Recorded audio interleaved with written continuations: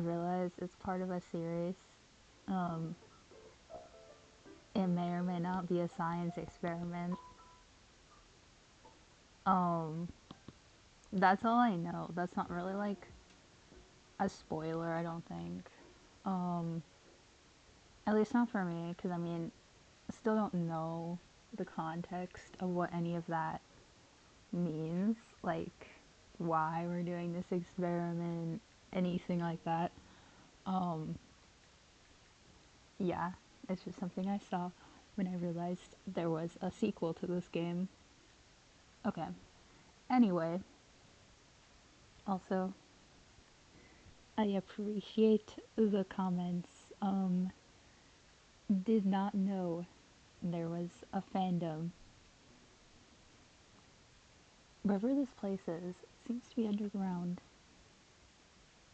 There's no windows, not ones leading to the outside world at least. The elevator was going downwards before arriving here, and it's meant to be hidden anyway. There doesn't be there doesn't seem to be anyone. Is it because of the meeting? Is it because of the meeting that Caleb was talking about? I have to be quick then, if that's the case. Skimming through the rooms, I see a particular one that interests me. Records room, huh? Inside the room, there are some shelves with folders lined up in it. There's also two computers left turned on. I look through the shelves. Each shelf seems to have names written on top of it. And Caleb has his own shelf, along with Frida. What's this? There's a folder with my name in it in Caleb's shelf. Aaron Hyun Yoon, 1316 MD 005. I don't know why I kept. Okay, so it's like the same, but it 567. I grab and open the first one. I only to see a USB flash drive inside it, nothing more. The other two are the same. There's nothing more in it other than a flash drive. I decide to plug the first one into the nearest computer. The Aaron Hyun Yoon 1316 MD 005 flash drive has multiple video files in it, so I just clicked on one of them and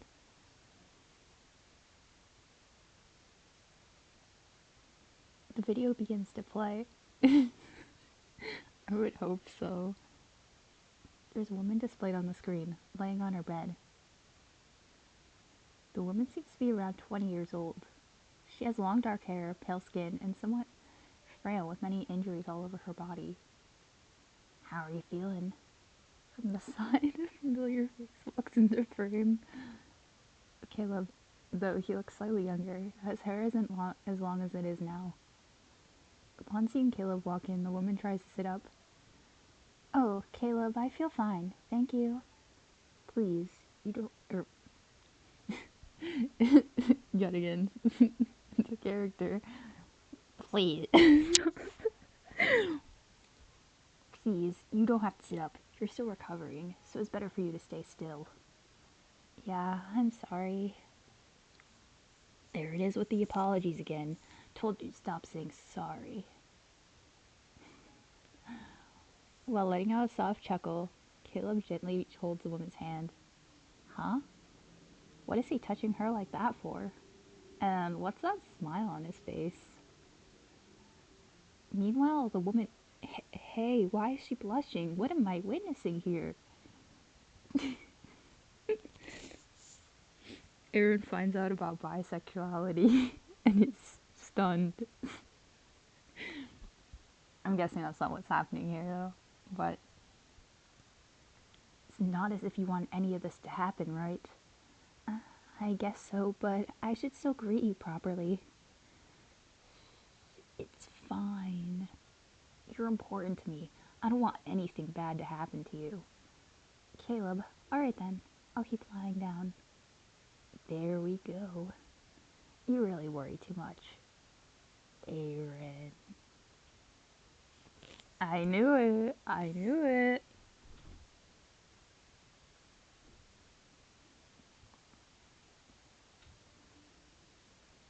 Chapter 5.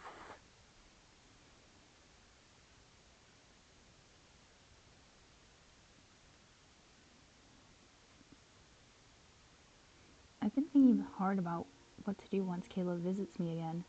Okay, so like, is it like, okay, so, it says they did something to his brain. So like, did the, are they just like putting like Aaron's brain in like different people? For what reason? I have no idea. I've been thinking hard about what to do once Caleb visits me again. In search of answers, I only find myself with more questions instead. It's frustrating. I've been trying to make sense of everything I've found so far. I met Caleb around 11 years ago, then dated him for a while. My mom was apparently dying, and if I can believe what Caleb told me, then she's currently under treatment to this day. Suddenly, I disappeared around 9 years ago, in 2025. Now, in 2034, I woke up without any memories of the past 11 years or so, exactly before I was involved with the Ashtons. Caleb is not a doctor. This place is not just a hospital. I don't want to acknowledge it. There's one thing I'm sure of, and I'm scared to acknowledge that fact. But it really seems like I have to, huh? After all, everything makes a little more sense if I think of myself as part of some human experiment. I saw more vi- videos in that flash drive yesterday, and it's all videos of Caleb and Aaron talking about the past. The past that Caleb has also told me about. I still can't wrap my head around it. Was he trying to find a replacement for me during my absence? I still need more information. I don't entirely trust Caleb yet, though. Judging from our argument yesterday, I think it's safe to assume that he has been telling me the truth about our past so far. He himself acknowledged it, that deep down he still wanted to know the full story. I need him to tell me more, somehow. Alright, I think I have a plan in mind. Though it's not entirely a plan, but more so begging and trying to tug on his heartstrings. Still worth a shot. Ah, Caleb. How are you doing today? Everything's fine. No unusual pain or anything. Then that's good to know. Hey, Caleb, I'm sorry. Hmm? When he told me that my mom was dying yesterday, I let my emotions get the better of me. It's hard not to do so, Caleb. You know how much she means to me. Despite being a single mom, she raised my brother and I tirelessly. She's one of the only people who didn't give up on me. I couldn't thank her enough for that. I know that you told me to let the past be, but please, Caleb, at least tell me what happened to her. I won't feel at ease otherwise.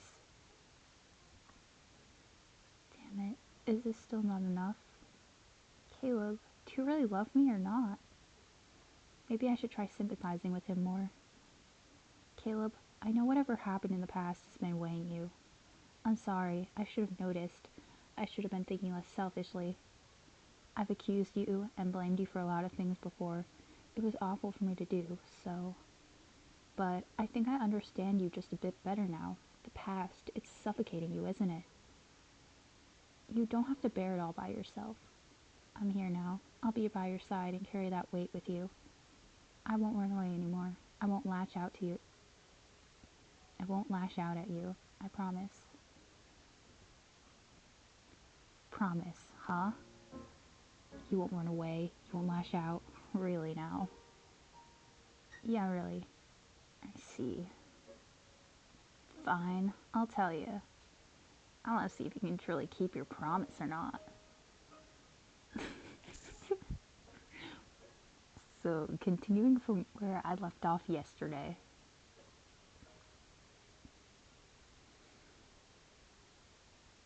I'll help you.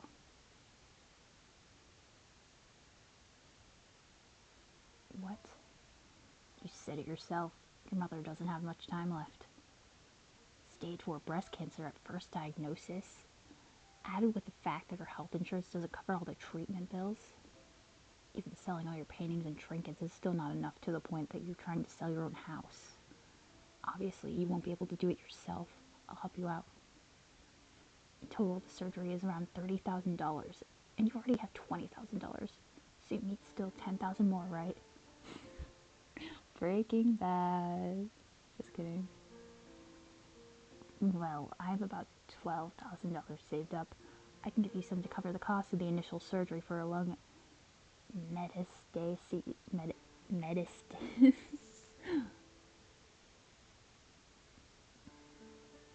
What? Caleb, no. You should save that for yourself. If my house gets sold, I'll have more than enough for the treatment, so... And how long will that take, huh? You're really making this complicated. You can just repay me afterwards with the money you'll gain from selling your house if you feel that guilty about it. But what if the house never gets sold in the end? Then, isn't it more reason for me to help you? Aaron, I'm perfectly fine even if you don't repay me. I've met your mom. She's an absolute sweetheart, and she obviously means a lot to you. Even if her disease is incurable, there's still a chance that she can live for the next few years or so. That's better than having her die so quickly, right? I have the money, and I'm more than happy to give up some of my savings if it means making that a reality. Aaron, it's alright. I'll help you out. I don't mind at all. Everything will be fine. I promise. Sure, okay. I shouldn't have made that promise. That afternoon, I went to my house to get the money. Yet, when I opened my safe, it's... Huh? The safe's unlocked, and the contents are all gone. The house is fine. There's no trace of robbery. Nobody else should know the combination of this safe. Although, I did leave the key to the safe somewhere around here. The only person who know where it is would be my adoptive mom. Trust them. My adoptive family is a upper middle class, so I never would have thought they'd take my money, but I immediately decided to call my mom. Yes, Caleb, what is it? Mom, all my money in my safe is gone. Ah, that. So, you finally noticed. Huh. Hear my mom sigh. Your biological dad came over last week, begging and annoying me for money.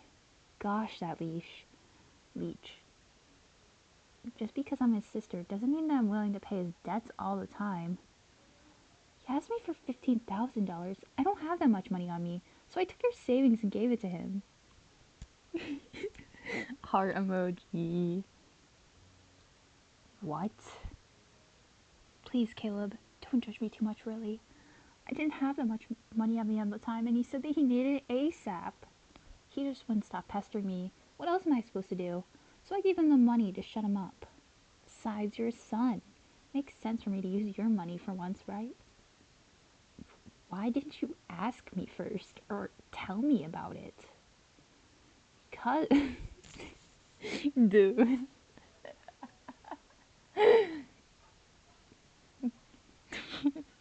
um... me when my actions have consequences. Because you make a big fuss over it. And I just don't have the time for that, Caleb. I'm a busy woman. And your dad is draining my energy. I'm tired of having to argue with you, too. We'll still financially support you either way. So it's fine. It's really not.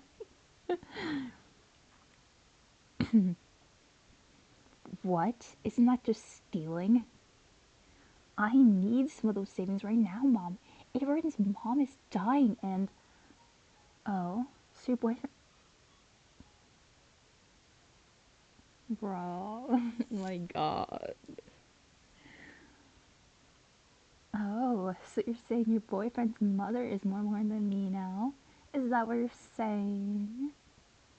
She didn't adopt you now, did she? I gave up so much for you, and now you're talking back to me like this? Accusing me of stealing? No, That's not. You ungrateful brat. Do you know what would have happened to you if we never adopted you? You would have died years ago if it wasn't for us. We've raised you in our home, fed you properly, paid for your education. Then I only took some money from you and you started disrespecting me like this. I'm sorry. I could just kick you out of your household right now. You know that? You would be nothing if it weren't for us. Keep that in mind, Caleb. Don't make me regret adopting you.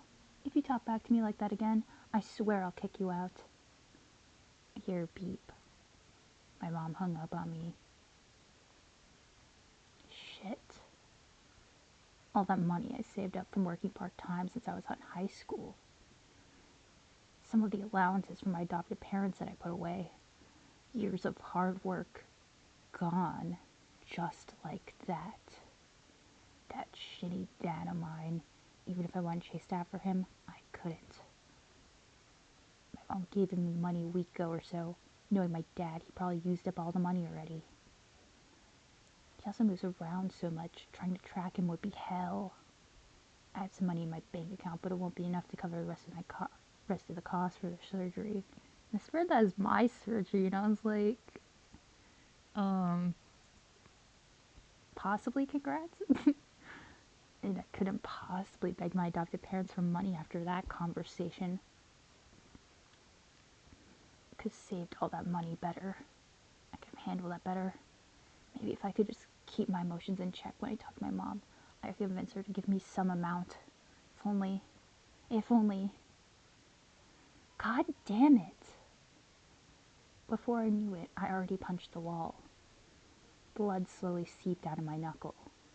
Yet the pain on my hand will never compare to the frustration I feel at the moment. Afterwards, I ran away for a while.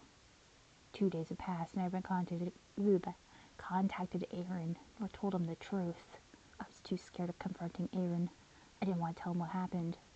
After all, I promised that I would help him. Suddenly telling him that I couldn't after all that bravado. I was deathly afraid that Aaron would look at me with disappointment or scorn. However, at the same time, I find myself visiting my grandparents' house today. Part of me doesn't want to see Aaron, yet the other part wants to tell him everything in hopes that he won't take issue with it.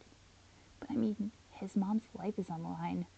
Sure, he'll be at the very least disappointed about this. I don't know anymore. What's that? So you really are here. Aaron. He takes a seat beside me before he stares at me with a look of concern. You haven't read my messages these past few days, so I wonder if something had happened.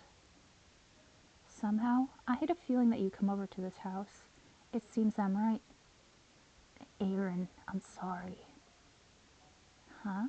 What are you apologizing for? In the end, I couldn't help you with the cost. And it's all thanks to my shitty biological dad. He came over the other day begging for money because he can't pay his own debt.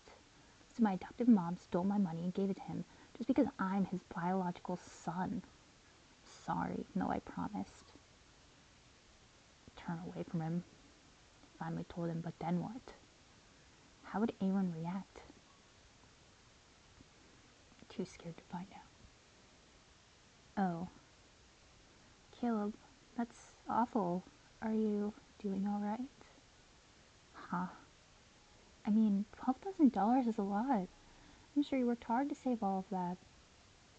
For it to be taken from you just like that. Me? How about you? You're the one who needs the money.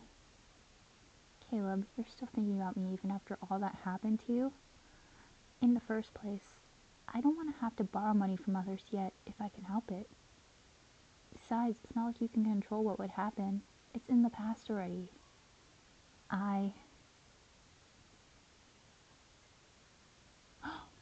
He seems to finally notice my bandaged hand. Caleb, what happened to your hand? He moves closer to look at it, while I carefully traces its fingers on top of my injured hand, the same one I used to punch the wall a few days ago. was just so frustrated that day. So before I even realized it myself, I punched the wall. Stupid, isn't it? Caleb.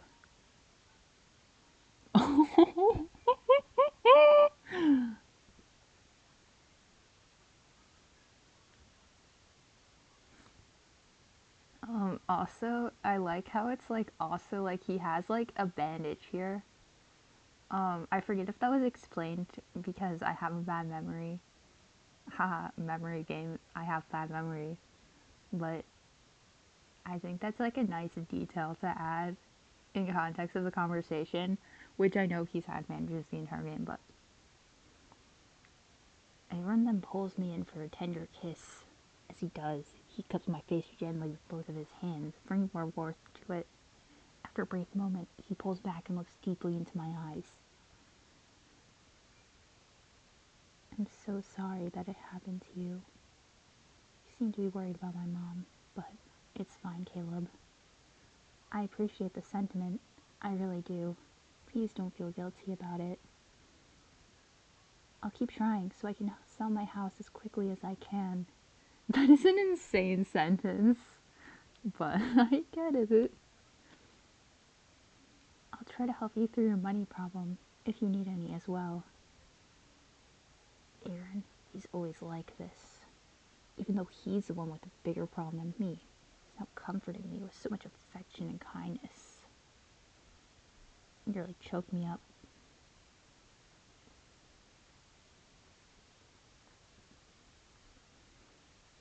In the end, that operation never happened. Huh? Couldn't keep my promise because your mom died. What? Caleb doesn't say anything after that. He stares at me with his dull, emotionless eyes.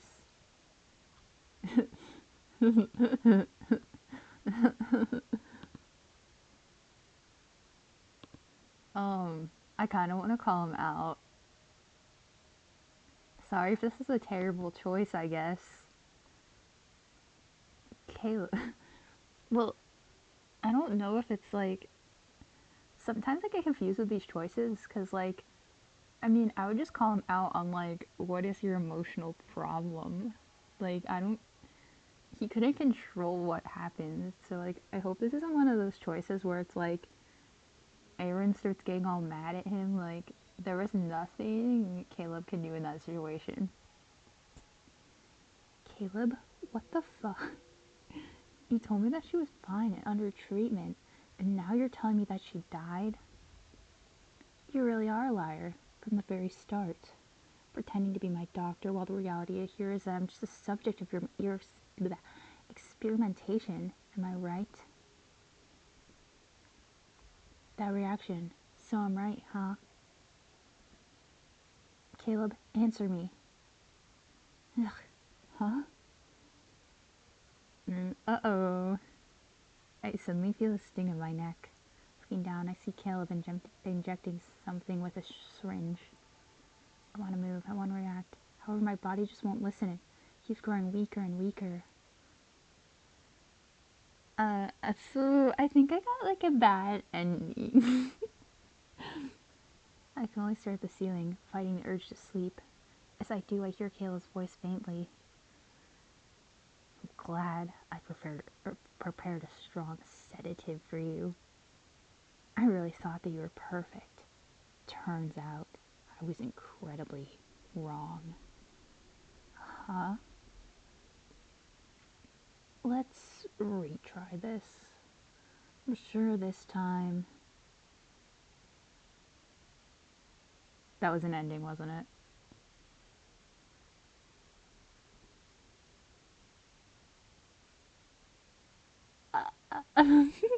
Like, okay, let me bottomize you real quick. Except I know that's not what a lobotomy is. Anyway, when I open my eyes, I see an unfamiliar room. Looking around, it seems to be a hospital. But how did I end up in one? My head hurts. Did I get a head injury somehow? I, me, Who am I again? I feel like I'm going insane.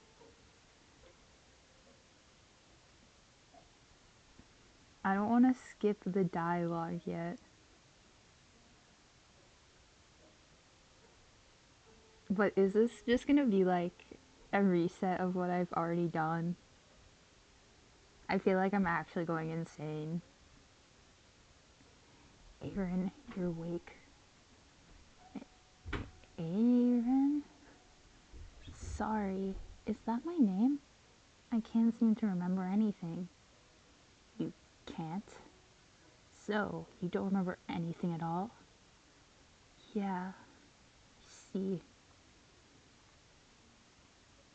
Please try to keep your composure, but it's likely that you have amnesia.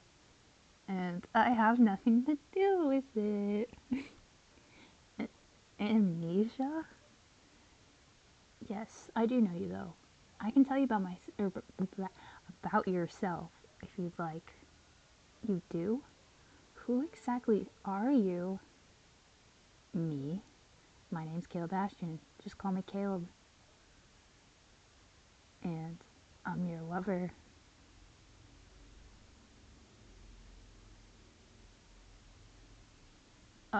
Okay, so that's the normal ending. Darn. Wait, calm down. With the way he's looking at me right now, it's as if he's observing my reaction. I mean, he's literally just sitting there, patiently waiting for a response from me. Is it because of the promise I made? Is he testing me right now? Was he lying when he said that my mom was alive? Or is he lying about his death now? Or her death now? I'm not sure. Currently having mixed emotions right now, but this is a test then. I need to keep my composure. Sorry, Caleb, I don't know how to react to that. My mom died? Is that really the truth? Yes. I'm sorry I didn't tell you sooner. Truth be told, I'm too scared to know how do you react to the news. Scared? Why? Keeping quiet again, huh? This guy. I want to be angry at him, but at the same time, somehow, I feel bad for him too. Caleb, you think that keeping the truth away from me is better than letting me know? But that's not really it, is it? You said it yourself. You're scared of what comes after you told me. You knew that I was close with my mom. You're afraid to tell me that she died since you think you can keep your promise. Are you scared of me blaming you for what happened? No, not exactly. If it's not that, then why is it? Caleb lets out a sigh as he ruffles his hair. Aaron, during these past 10 years or so, I've watched you try to kill yourself thrice now. What? Yeah, that's why I thought the amnesia you had is a blessing in disguise. So he's like, okay, I'm gonna wipe your memory so you don't want to kill yourself anymore. I tried to kill myself thrice before. Did all of them happen during the time of my disappearance? And he said my amnesia is a blessing in disguise. So Caleb wasn't the reason why I forgot in the first place? Unless he's lying to me again. I wouldn't be surprised at this point. I don't want to accuse him though. He's actually talking this time. He might let his guard up again if I question his honesty right now. Thrice. So then I did try to kill myself after my mom had passed away. Yes, you did. See, I'm starting to get you now. So you're just trying to be considerate of me in your own way. But Caleb, you know I'd find out about my mom's death one way or the other, right? If I continue to believe that she was alive only to find out from someone else that she had passed away years ago, don't you think I'd react even more strongly than I did now?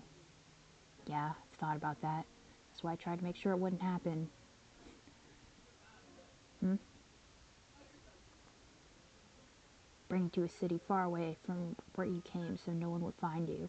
Or nobody knows you. Starting a new life. I had it all planned out.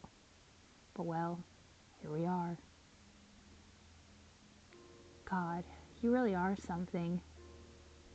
I didn't completely lie to you, you know. What? I admit that it was awful for me to say your mom is alive, however, keep hoping, then it might just come true, Aaron. Huh? What does he mean by that? Still, I'm surprised. You really didn't lash out or anything. Yeah, I didn't do that. Didn't do that. In fact, he took all this information really well. Changing the subject. Alright, I'll play along. Yeah. You're afraid that I'd kill myself over it. Well, you don't have to. I'm sad that she's gone, but what would she think if I tried to commit suicide because of her? She won't be able to rest peacefully, that's for sure. Sure wish you had that mindset 9 years ago. To be fair, I probably felt way too stressed back then to be able to think clearly. I mean, I tried so hard to keep her alive, yet everything failed. Well, anyway, I kept my promise in the end, haven't I? Since I was able to take this information well, you should just tell me the entire truth. I think I'll be able to handle it. Feeling confident, are we? I still want to know what happened. That wasn't the full story, was it? That and it's obviously plaguing you. The past, I mean. Julia told me how you couldn't handle it yourself sometimes. What I'm saying is, you can confide in me. After all, I also have a big part in this. It's only fair if I know what's going on too. Besides, I've also promised to be by your side, haven't I? You're just saying that to get information out of me. You don't trust me now? Honestly, I'd be lying if I said that it wasn't to get information out of you, but you haven't really been giving me a good reason to trust you either. See? Just now you admitted that you sort of lied to me before. You never told me anything clearly either, saying that's for my benefit and all that. But instead, it's only caused me to distrust you, Caleb, because I don't have the slightest idea as to why you're doing this. It makes it hard for me to understand you and see things from your point of view. This is our main problem right here. Isn't trust supposed to be a two-way street? If you trust me, then I'll trust you. You don't have to deal with this alone, Caleb. We're dating, aren't we? Whatever it is burdening you right now, I can shoulder it together with you. He's like, nah, bye. Caleb just left without saying a word to me again. His face. That's the first time I've seen him that sad. It almost seems as if he was about to cry. But I feel somewhat conflicted about this. I do hate Caleb for putting me through whatever this is. Yet at the same time, hearing his stories and seeing how he acts sometimes, I really can't help but feel bad for him. No, maybe this isn't such a bad thing after all. I've only been thinking about myself and my own well-being so far. I've only tried placing myself in Caleb's shoes just now. Instead of asking why I'm here and what my involvement is, maybe I should try to focus on Caleb. Perhaps if I can understand him and his intentions, I might just gain a new insight on this whole thing. Oh, Miss Aaron, why didn't you leave yesterday? Huh? Yesterday was the perfect time to escape, yet. Oh, so you did want me to escape yesterday. I did, because the longer you stay here, the more danger you're in. What do you mean? Sorry, I did kill a voice. But what do you mean? Aaron, today, use the key card and leave. She then gives me a small note with seemingly a phone number written on it. Contact me once you're outside. I'll try to help you the best I can. Miss, thank you for your help. Dangerous, huh? Maybe it is time to make my escape then. But still, I want to know more about this whole situation. I feel like I'm getting closer to the truth, and escaping now would be a waste. Miss, I have something I want to ask you. So, today's a good time for me to escape too, right? Does that mean that there will be another meeting like yesterday? Yes, that's right. Right around 2 o'clock. The meeting will be short, as it'll end at 3. The meeting will be short? How long was it the last? Oh wait, it was like an hour and a half, but like, I guess that is slightly shorter, but that's not like I wouldn't call an hour very short of a meeting. There won't be another one for a while after this one, so it might be harder for you to escape then. It might be harder, but it's still possible to escape later on, right? Yes, but why do you ask? Is it because you want to stay? Yes, just for a little while longer. But why? No way. Are you falling for my brother? What? No, I wouldn't say it's that. It's just that I feel like if I escape now, nothing would be resolved. After all, Kayla's main goal here is me, isn't it? I'd be free and safe, sure, but what about Caleb? What would he do once I'm gone? Oh. Miss, truth be told, Frida brought me to this underground place yesterday. I hear Julia gasp. Since she said nothing though, I continue on. Gasp. When I was there, I almost said 3. I can totally read. When I was there, I briefly went through this room called the records room. There I saw videos of Caleb talking to a woman that's not me, yet he refers to her by my name. Does he just like pick up random like amnesia patients and is just like pretending they're all Aaron?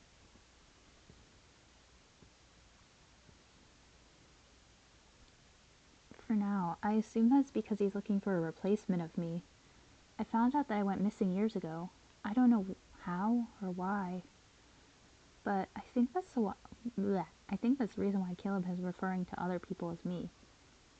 If I disappear again, I'm afraid that he'll just grab some other stranger and refer to them as me again, or something like that. Am I right about this, or... So, you still won't tell me, huh? Sorry, Aaron. I personally still think it's better for you to leave. Yes, you're somewhat important to this, but at the same time, you're also an innocent man. You shouldn't feel responsible for whatever Caleb is doing. It's still your choice, though. Whatever you choose, or whatever your choice you decide to make, I'll try to help you to the best of my capabilities. Miss, you're way too kind. Once again, thank you. Why did you decide to help me anyway? You said that we weren't that close before, so... No, I'm far from kind. I'm just trying to atone. All of this is also for Caleb. He thinks that not giving up on you would fix everything, but in my eyes, the more he does this, the more it affects his psyche. Any more than this, I'm convinced my brother would just lose it one day. I see. Mm. I should be going soon. You should too. Please be careful, Aaron.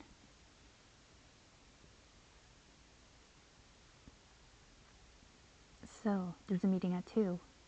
I should start wandering around right now so that I don't waste my time.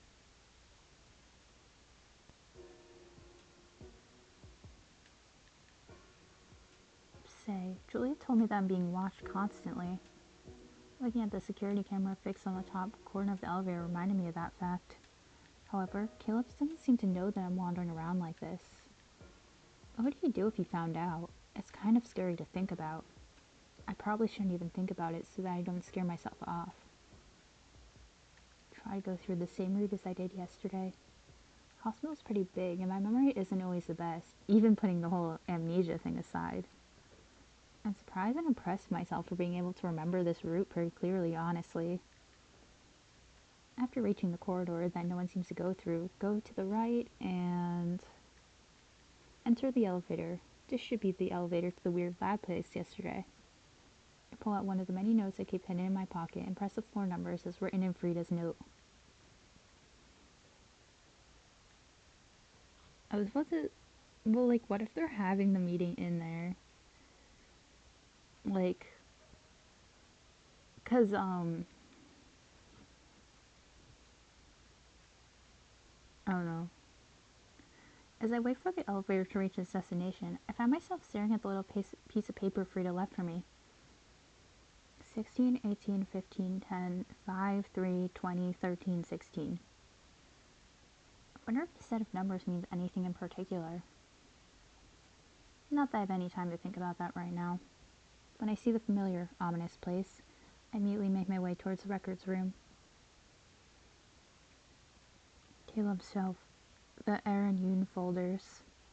I let out a sigh of relief when I see that they're still in the same place as yesterday. Oh wait, that didn't sound like a sigh of relief. That sounded like an actual just normal sigh. Anyway, I decided to check out the Aaron Yoon 1000, or let's just do 1316 MD 005 folder out of the 3. I checked all the videos, but I want to make sure I didn't miss anything here. To my surprise, there's something new there. Brief report with 2 pages of paper. And behind it is a whole 50-page lab report. Wanting to investigate things as quickly as I can, I try to read the brief report.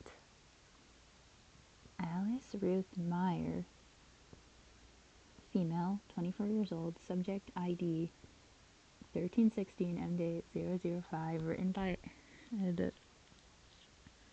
by head researcher of the brain subdivision, Dr. Caleb Noel Ashton.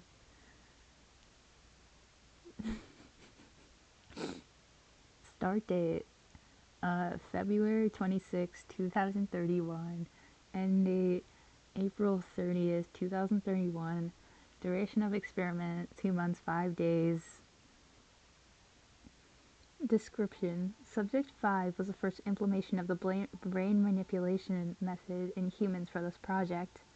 Despite its failures for Subject 05, this method still proves to be really effective. She was chosen to be a part of the project due to her similarities with Aaron Yoon. She has consented to being experimented on beforehand. She was not given artificial memory, as it was still under development.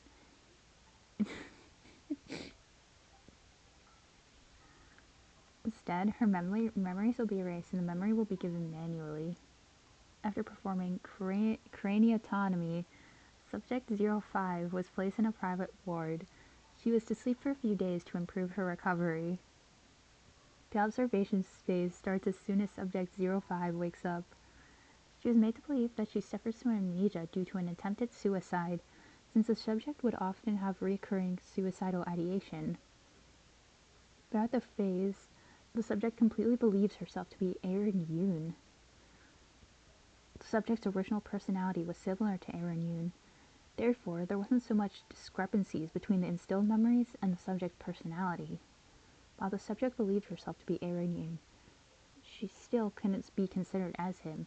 Many of her actions contradicted the original Aaron Yoon thought process.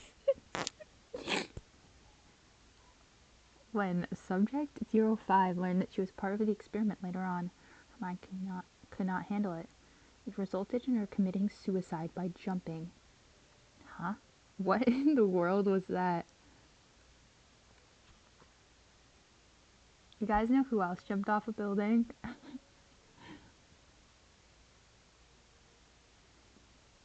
Quickly grabbed the second Aaron folder, which also has reports stashed in it.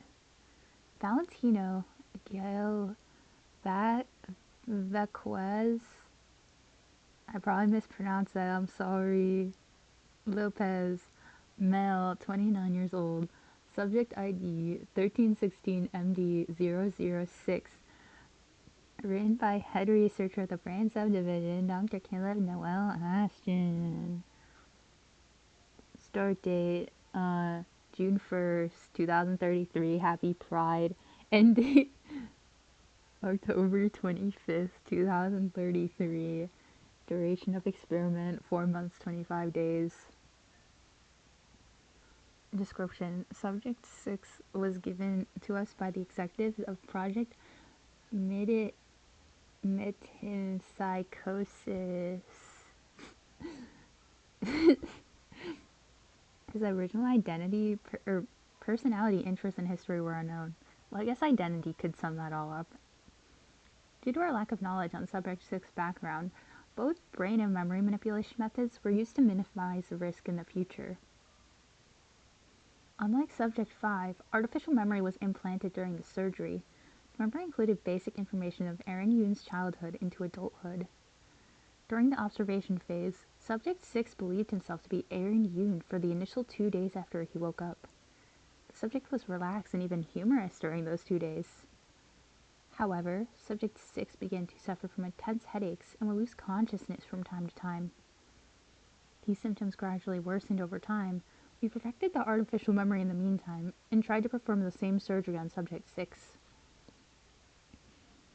Our second attempt seemed to be successful at first. Subject 6 began to act similarly as he did before. Due to some sudden intervention from another subdivision, Subject 6's condition worsened. The subject tried to harm himself by hitting his head against the wall. We managed to prevent him from injuring himself. However, the subject has been in a persistent vegetative state ever since. Subject 6 is now being monitored and taken care of in the intensive observation room, number IOR 1316-1. Weekly reports will be written on to record subjects. I can't read. Weekly reports will be written to record Subject 6's condition. After reading through the second report, I feel myself getting sick. Start the USB flash drive of the second folder. Do I really want to watch videos of that? Just reading it already makes my skin crawl, let alone watching it happen. Deciding to skip it for now, my hand reaches out for Aaron Hyun Yoon, 1316 MD7 folder. I really don't have a good feeling about this one. I wouldn't either. What number are we? I feel like it was mentioned at some point, but I don't remember. Opening it, I expected to see a USB flash drive and papers. Instead, there's only a USB flash drive there. I plug the flash drive into the nearest computer and take a look at what's inside the drive. One video file. That's it. My hand feels heavy, but I don't have a choice, do I? I have to watch this. I'm already this far in. I shouldn't back out now. It's you, isn't it? Despite everything, it's still you, but it's not you because it's fake you. Video barely starts, and it already catches me off guard. Instead of a hospital ward, it displays an empty room with nothing but a table and 2 chairs in it. This feels more like an interrogation room than anything. Seeing all the chairs is me. The me in the video just sits there in silence until I hear the sound of a door being opened. Caleb walks in with his usual expressionless look on him. Good evening. Why'd you bring me here? Going straight for the gut, are you? Just answer my question. What do you want from me? I feel like I'm the one being interrogated here. Caleb then pulls out some papers and shows them to me in the video. This is your brother, am I correct? Yes, and what of it? Are you looking for him? Too bad. I haven't seen him in years, and I've lost contact with him. Can I go back to my room now? No, listen to me first before you make your assumptions. First of all, I'm here to tell you that your brother has passed away. What? And how would you know that? Do you have any proof to back that up? I do have it, but are you sure you want to see it? It's honestly a bit gruesome. You might be able to handle it, but at the end of the day, it's still your brother. Show me. Again, Caleb pulls out something. 2 pictures, it seems. The me in the video just stares at the pictures before his face turns as pale as a sheet.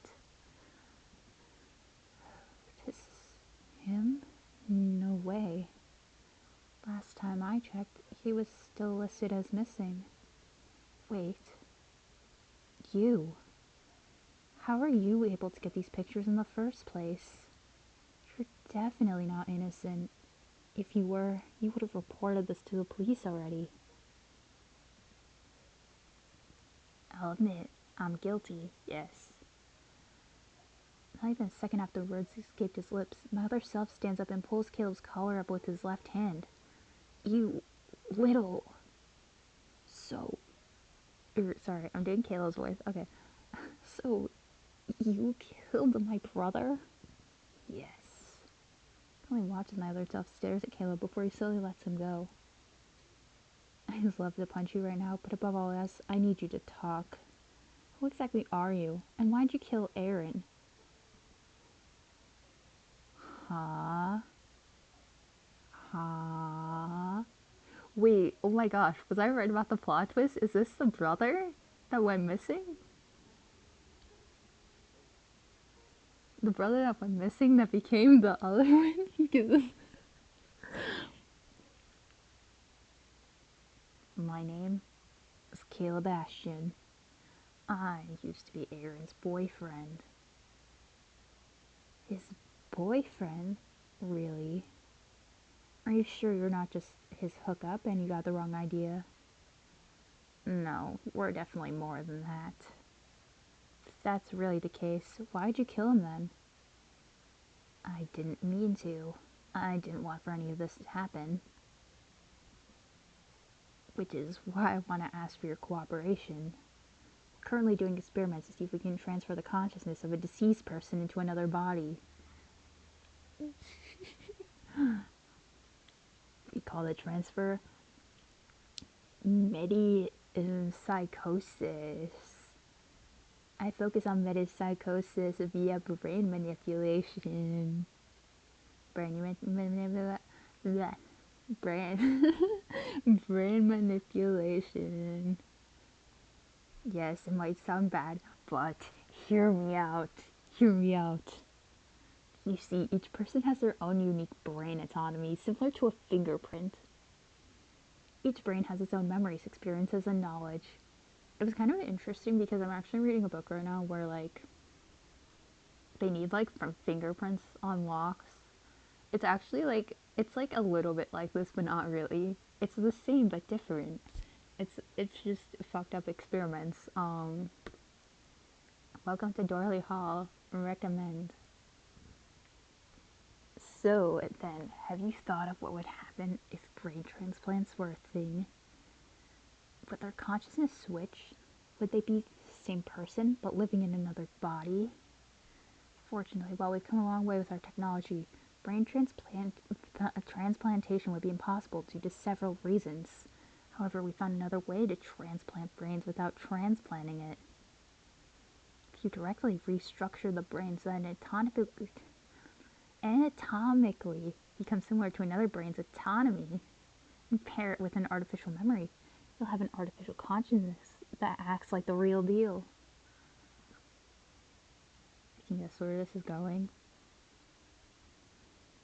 You want to use me as a host to Aaron's consciousness. Is that it? Quick on the uptake. I like that. Your twin brother, so your brain would be similar to Aaron's already. With you as the host, this experiment might just become a huge success. You're insane.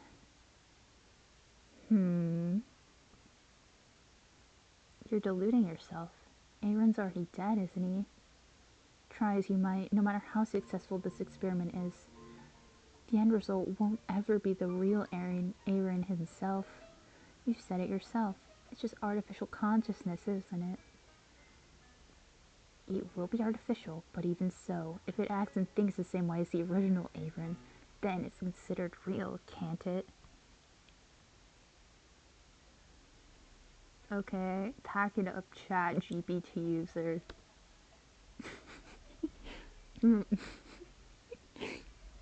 If many believe a lie to be the truth, then it becomes the truth. This is my atonement, and it can be yours too. What are you implying? I've done a little research on you, Roy.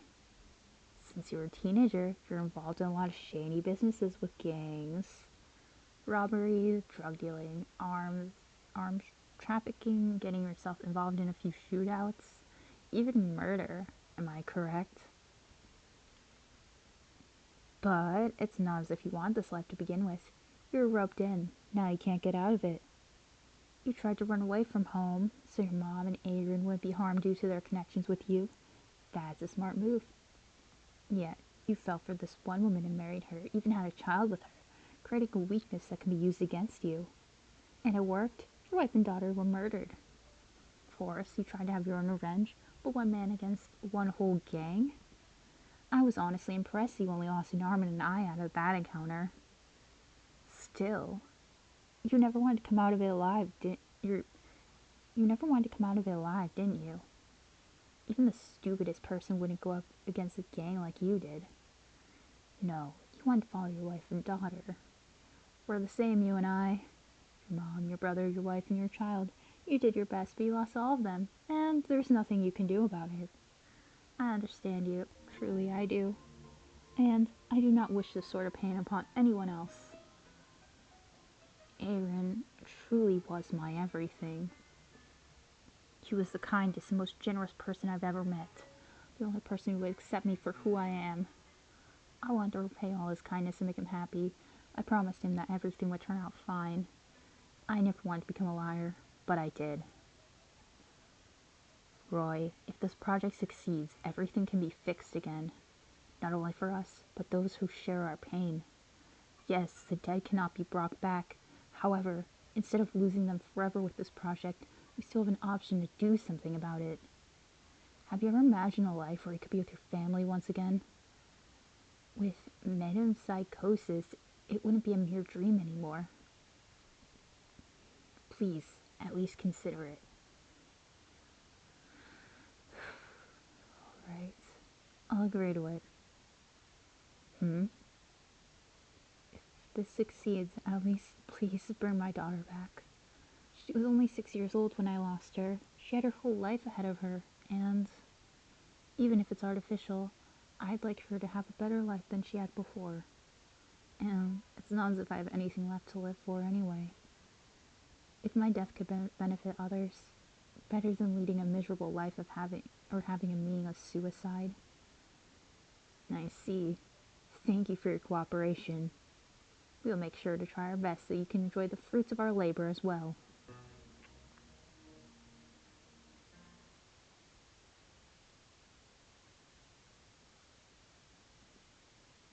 Even after the video ends, I can only stare at the computer screen.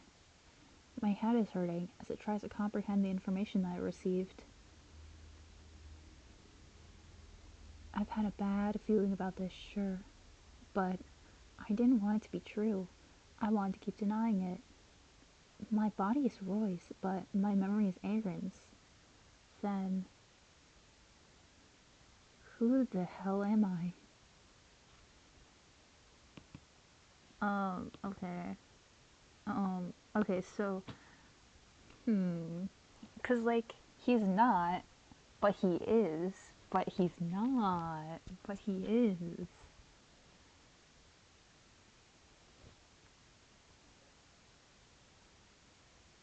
He is, but he's not, but he is. Um, I mean, for the sake of the experiment, he kind of is. Cause I mean, now he is, I guess, because he's not him. Like, I think, but like, I don't know. I don't know. I don't know what the true ending answer is. What good would questioning it do? Caleb only wants one thing, to have Aaron back. What will he do if I don't qualify as a successful experiment? That's right, he'll just do it again. We're on the same page here. He'll grab an innocent person and drag them into all this. How long will that cycle continue? If I don't act like Aaron, none of this would be resolved. I am Aaron. I was never dead to begin with. Caleb was right about everything. I jumped off from a 7-story building. We've been lovers for 10 years. I've never even set foot into this place. Yeah. I'll just give Caleb exactly what he wants. All of Caleb's lies, they're gonna become my truth.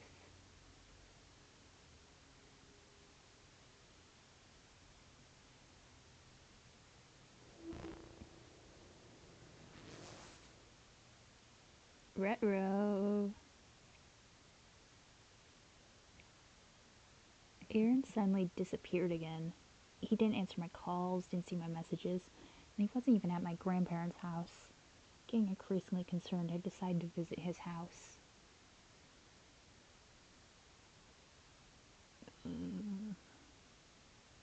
I don't like this.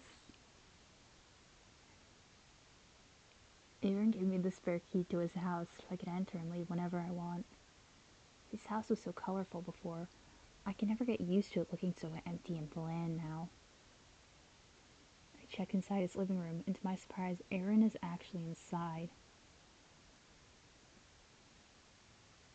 I want to call out to him, but seeing him makes me stop. He looks awful, like he hasn't been sleeping for days. His hair's unkempt too. Aaron only keeps staring at the one picture in his room, a picture of his mom. Uneasiness begins to root itself in my subconsciousness as as he slowly turns his head to look at me. Hey, Caleb. Aaron, did something happen? My mom died a few days ago. Before she exhaled her last breath, she kept telling me to let her die. She didn't want to bother me or waste my money, she said. But I wanted to keep her alive at least for another year. I felt as though I haven't repaid her enough for all the hard work raising me. In the end, I ended up borrowing some money from my friends, but I never used it. I was too late. Say, can you believe it? Just yesterday, someone finally contacted me, saying that she's interested to buy my house and wanted to take a look inside first. Funny how fate works that way. I don't even have a reason to sell my house anymore. Sorry to hear that. If there's anything I can do to help. I walk closer and I'm wanting to hold his hand, but just before my hand barely touches his, he steps back. Huh? Sorry. I didn't want you to see me like this. So I went silent for a few days. I'm sorry. I should have told you something. I know that none of this is anyone's fault. That death will come after everyone eventually, but I'm awful, Caleb. My head keeps trying to pin the blame on people. Blaming myself, blaming you, blaming the world. I'm afraid I might hurt you, and I don't want that. You've always been kind and respectful to me. I don't want you to let you down and lose you too. So, I'm sorry. Can you just leave me alone for a while? What? I know I don't have the best record when it comes to dealing with my own struggles in life, but trust me, I won't do anything unpleasant. I just want to sort out my feelings first and calm down before anything. Please. Fine, I'm worried, but I also want to trust you. But under one condition. Promise me that if you find yourself thinking unwanted thoughts, you'll call someone and get help. Yeah, I will. Thank you, Caleb, and I'm sorry for all this. It's fine. Stop apologizing. I'll be going then. Please don't hesitate to call me if anything happens.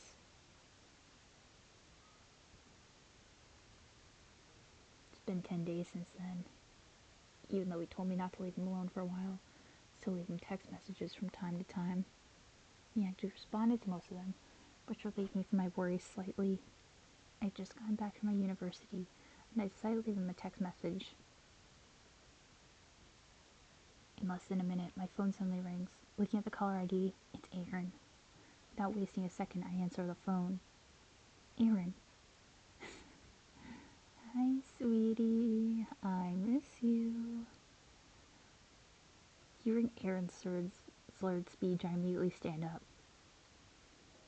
Aaron, you're drunk, aren't you? Oops. I got found out, huh? I made it outside, his honest response. Where are you? I'm coming to get you right now. Where am I? I think I'm in the forest somewhere near your grandparents. Forest? Okay, just stay there and don't do anything stupid. I'll hang up for now. I'll call you when I'm near my grandparents. Wait. What now? Don't hang up. I want to listen to your voice, even just for a little bit longer. Fine, I'll keep talking to you. Good. Hear Aaron's long sigh from the other end. I can faintly hear the sound of flowing river in the background. Caleb, I really do love you. You're such a good person. I can't get over it. I don't feel like I'm worthy of your love. Don't say that.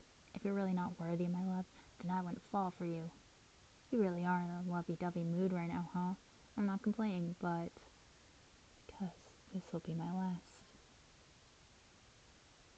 His words send shock to my entire body. Before I can question him about it, he continues on. Thank you for everything. And I'm sorry for being such a weak person. I can't fight it off. Don't say that. You're stronger than you think, Aaron. I mean, the fact you're alive right now is proof of that, right? No, I'm just a coward. Scared to actually kill myself this entire time. You're not. Look, you're just drunk. So please. Aaron laughs, as if his life isn't in danger, as if he's about to throw his own life away. Calling you right now makes me feel awful. Sorry, Caleb. I love you. Hey, if you really do love me, then do me a favor and don't go through with the sound of something crashing into the water. Cuts my words short. Shit. Not wanting to waste my time, I grab my motorcycle and make my way to the forest as quickly as I can. Even then, I still have to look for the river that Aaron seemingly threw himself into, and that takes me a while. Aaron! Aaron, where are you? Almost an hour passes by, and my voice is beginning to hoarse, beginning to lose hope. I pull my phone wire to call the authorities, but just then, I see it. Beside the river, something seems to be stuck to a boulder. A familiar sage green scarf wraps around it. The sight causes my heart to drop. I immediately try to pull it on it, bring it over to the shore. I want to be proven wrong. I want I'll just be a really mean-spirited prank, but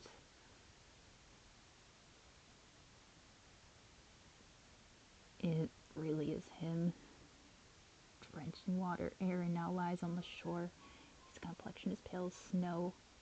Check for signs of life on him. His breath, his pulse, his warmth. They're all gone. Even though he looks as if he's merely asleep, his cold, motionless body says otherwise. There's no way around it. Aaron, this is already gone. Despite knowing that, I find myself shaking Aaron's lifeless body, hoping to get a response. Hey, wake up, Aaron. You're really scaring me to death, you know that? So wake up and tell me that you're sorry.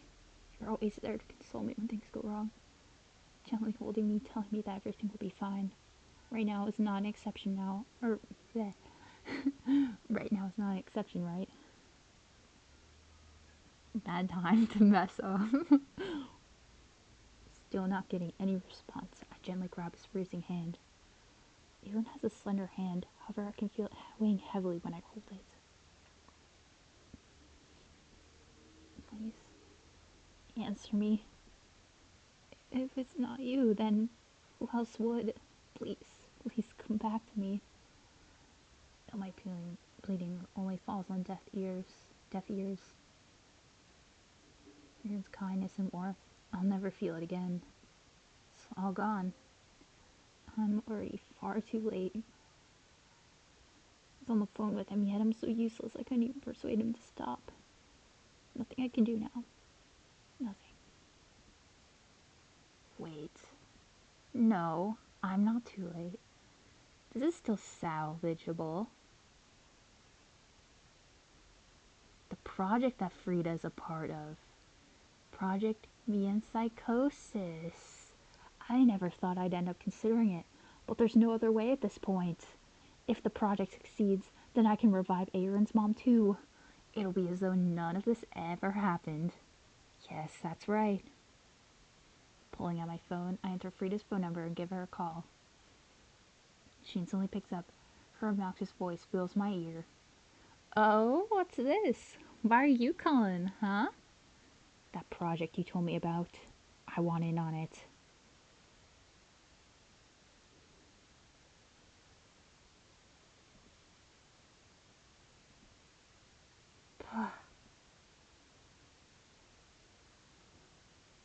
A huge yawn as I walk towards Aaron's room. 6 reports keep me up all night. Kept me up all night. I should really stop procrastinating on writing those. The executives see on me enough as it is. I don't want any more of my time being taken up. Oh, Caleb. Morning. Yeah, morning, Julia. Did you just check up on Seven? When we're not in front of the subjects, we tend to call them by their subject numbers. This may seem inhumane, but referring to the Aarons by number helps a lot in differentiating who's who. Yes. Julia suddenly fidgets. As I've spent many years with her at this point, I know this is never a good sign. Julia, what's wrong? Is it about Seven? It's okay. Whatever it is, you can tell me. Did he react weirdly, or did he lash out at you? No, not that. In fact, it's the opposite. The opposite? Yes, usually he keeps questioning me and keeping his guard up, but he strangely acts calmer, happier, and much more relaxed now. It's as if he's changed into someone else entirely overnight. Huh. You should meet him yourself to know for sure. I'll be heading downstairs. I'll see you later, Caleb. I wonder what that means. Continue to walk towards Seven's room with each step I take, my curiosity growing ever so slightly. Oh, good morning, Caleb. What? His friendly greeting immediately catches me off guard. Seven did say all that stuff about wanting to be my side yesterday, but something about this friendliness of his is weird to me. Is he just in a good mood today? How are you today? I should be the one asking you that. Oh, right, since I'm impatient and all. I'm doing alright today. There's no unusual pain anywhere. In fact, I've slept really well last night. In the back of my head, I know he's planning something. This sort of act of his is probably a part of that. Subject 7 isn't like the Aarons before him. Roy's cleverness and perception seem to have stuck to his brain. Ah, curses, he's clever and perceptive. I did decide to leave around 70% of Roy's brain as is. At first it seemed like a mistake.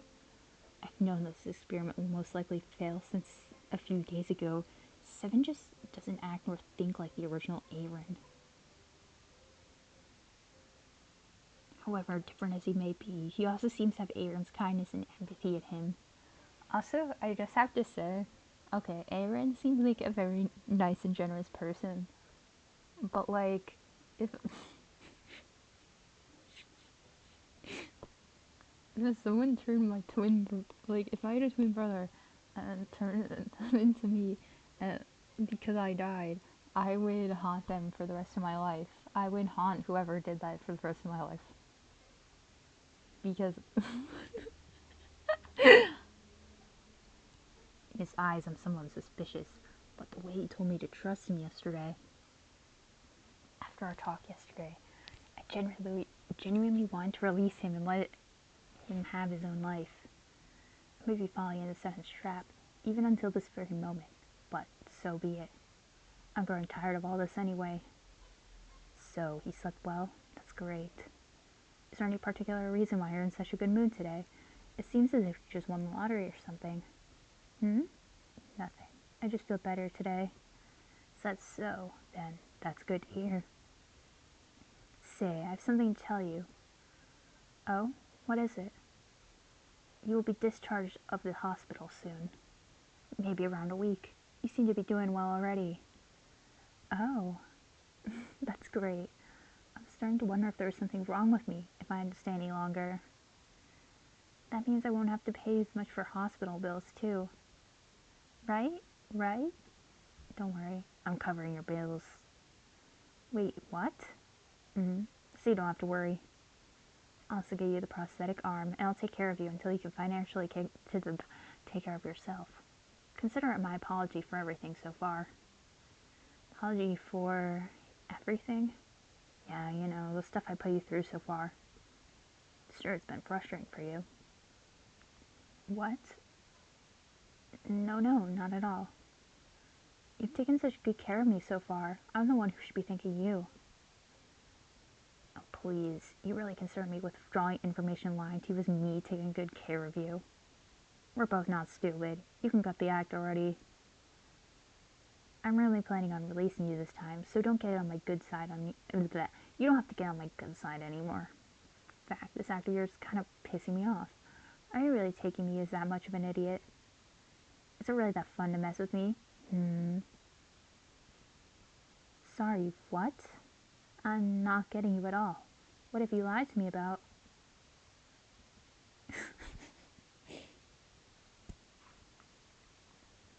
I, I stare at Aaron, feeling at a loss. His left hand grips on the bed sheets and looks away from me, looking as though he feels equally scared and guilty. Sorry. I'm sorry. Huh? What got you so timid now? Not gonna fight back this time. I don't know what you want me to say.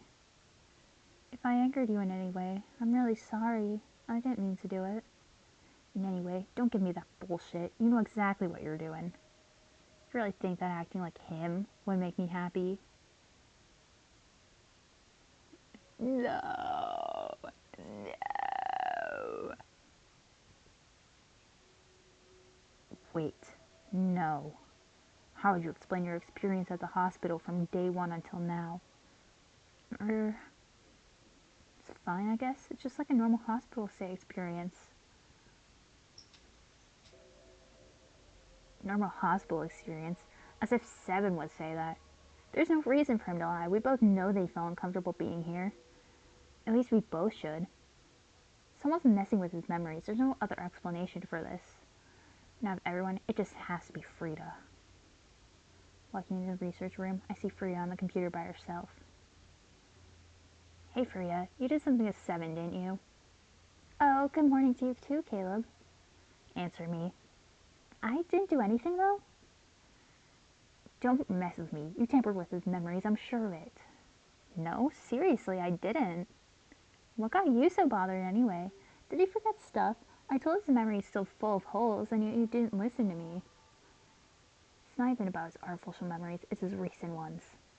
He's beginning to suspect everything, and now it's as if he's forgotten all that. I didn't even do anything drastic to Seven. To top it off, his behavior is completely different now. That sounds very interesting. How does he act now? He acted like how Aaron would act. He became timid and non-confrontational, more cheerful than how Seven would act normally too. What? And what are you getting mad at me for? He is acting like you're Aaron now, right? And he even forgot about all his suspicion towards the whole thing. That's great! Then the experiment is back on track again. Maybe we should cut his head up again and implement a better artificial memory to see how it goes. No, but Seven. What now? What about Seven? Don't tell me you were starting to get attached to Seven. What? Seriously, you and your feelings. You're like a widow desperate to find love. It's disgusting. I've said this, and I'll say it again. We should really observe her head, too. I think it'll be fun. Just shut up already. I just say looking inside that fucked up head of yours will be more interesting. Whatever you say, Caleb. Whatever you say. Not willing to waste my time again with Frida. Arguing with Frida. I turn on my heel and walk off. Getting attached to Seven, huh? I don't want to admit it, but maybe there's some truth to Frida's words. Seven is starting to act more like Aaron. Yet instead of happiness, the only thing I can feel is guilt. What is it that I truly want? even if I'm not sure at this point.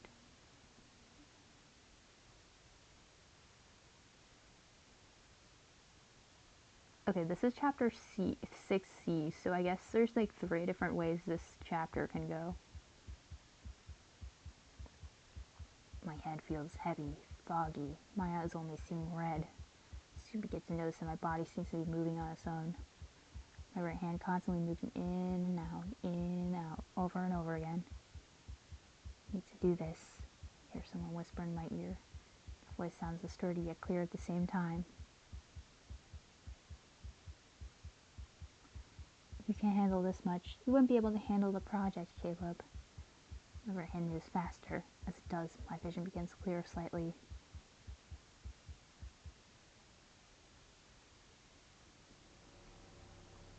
A vast red forest surrounds me, and another person lying underneath me. I realize I'm on top of someone, and my right hand is holding a bone saw this entire time. Its blade already making its way into a skin. It's into the forehead of a person lying below me. What am I doing? Why am I doing this? Don't stop. Just hold in your pube for now. If you do, the brain won't be as sterile. I'm suspecting that it's in bad condition as it is now, so don't make it worse. My mouth opened slightly, letting out a small whimper. Why are you doing this to me? Can't you just do this yourself, please? Please, I'm begging you, I can't take this. I told you, if I let you off the hook now, you'll just straight up break when we finally get to doing the project. If you really hate it so much, you might as well back off from the project now.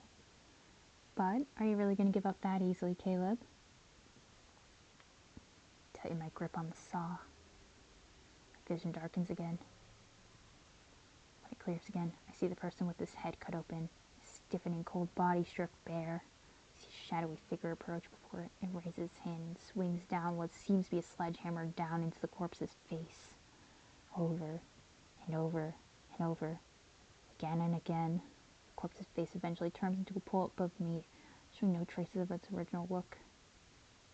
The sight burns itself into my retinas. The scent is so revolting that it makes me sick. And then I woke up. As soon as I sit up, I can feel something pushing itself against my throat. Covering my mouth and gag, trying to hold back from vomiting all over the couch. Seeing a bottle of water placed nearby, I grab it and quickly drink some of its contents inside.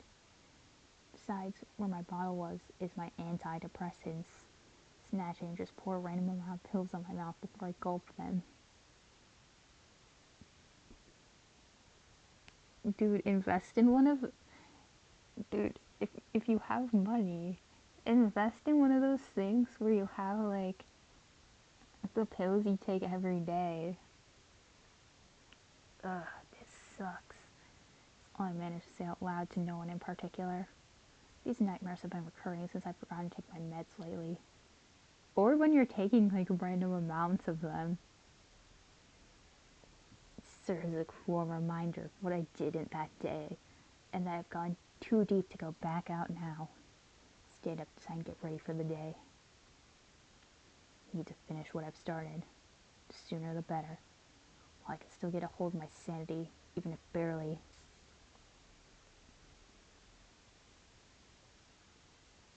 When I was walking toward the research room, I suddenly heard a loud crash. What the hell was that?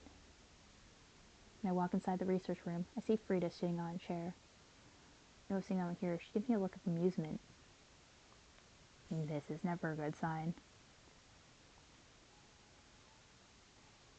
Frida, what the hell was that noise? Oh, I wonder what it was. Seems to be coming from the storage room. Why don't you check it out? I think something happened there. What are you planning this time? Only one way to find out, right?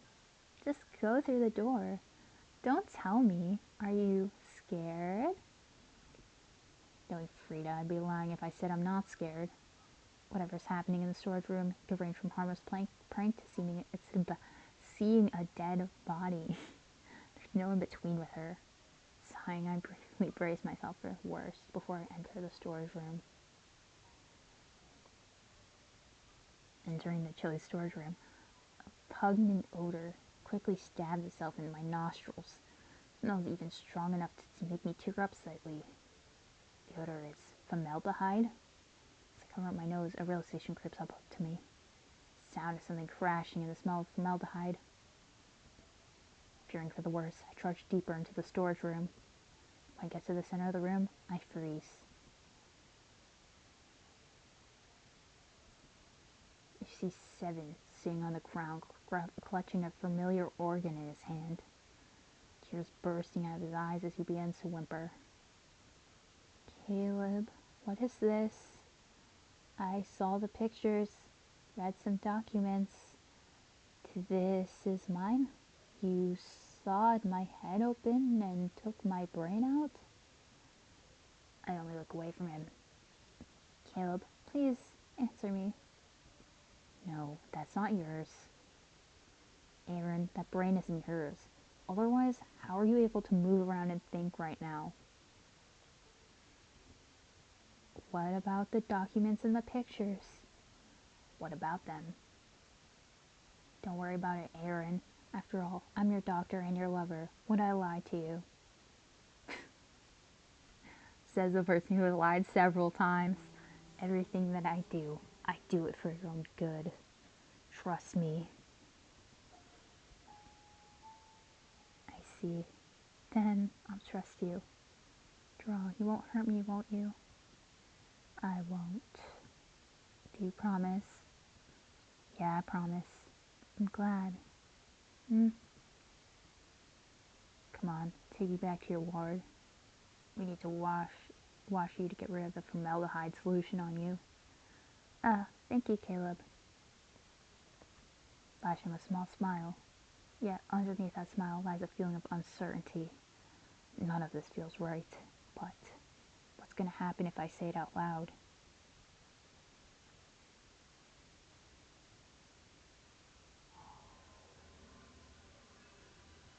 Oh my gosh, we're still going. I'm gonna save.